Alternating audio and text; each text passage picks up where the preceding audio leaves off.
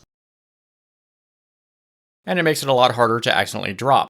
You can also use these finger protectors that are heat resistant. Just whatever you do, do not wear gloves when using rotary tools, because if your glove gets caught in the rotary tool, it could break your hand or fingers. So if that happens when you're wearing these, it'll just rip this off your finger and you'll be safe. And with all that extra solder removed from the ring, I can start polishing this now. I'll be using this small buffing pad on my handpiece. And when it comes to polishing, you actually use a polishing compound, which is basically a grease compound with a grit in it. And to get it onto your polishing pad, you just spin it up and touch it to the compound. Also keep in mind that polishing makes a huge mess. And you can see how things change color as soon as I touch the metal, which is completely normal, and you'll end up with a bunch of polish on the ring. And this will go away the more you polish the ring, and you can see how much shinier it's looking now. And now it's just a matter of doing this to the entire ring. And obviously you could do this using this handpiece for the whole thing, but it's definitely not the best way to polish things, and it takes a very long time. So I definitely suggest getting your hands on a bench polisher as soon as you can. It can use much bigger polishing pads and make very quick work of polishing. But anyways, with the ring all polished now, you need to make sure to clean off all the residual polishing compound from the ring, and that can easily be done with a old toothbrush and some hot soapy water. And with that all cleaned up, this ring is completely done. And just to check it one last time, it is exactly the right size that I needed it to be. And if you've made it this far into the video, I want to say thank you for watching, and I hope you found all that information to be helpful. I would like to ask you to do me a small favor and just leave a comment on this video. It really doesn't matter what it is, but if you do have an actual question, feel free to leave that as well, and I will try to answer as many as I can.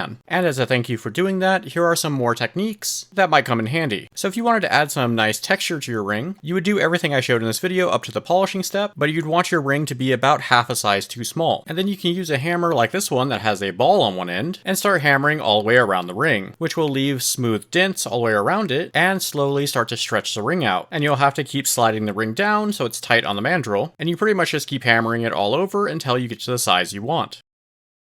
And there we go, we have a perfectly sized but hammered ring. And now we have that along with our polished ring. But you're not limited to just using wire for doing all this, because you can also make a ring blank using sheet metal, and you pretty much use all the techniques I showed you in this video as well to do so. And as you can see, the hammered finish stands out a lot more on this because there's more material to look at. And if you are making taller rings like this one, keep in mind the sizing can be kind of weird, and anything over 8mm is a little too big for most people's fingers. And there's definitely quite a few things you can do with these basic techniques. And of course, you can always build on this and make even more. And if you want to make a ring like this one next, you actually can, using most of the skills you learned in this video, along with a full video that I've already made on this, that should be somewhere on the screen now. And if that sounds interesting, feel free to click on that and I'll see you over there. And if not, thanks for watching and I'll see you guys next time. Bye!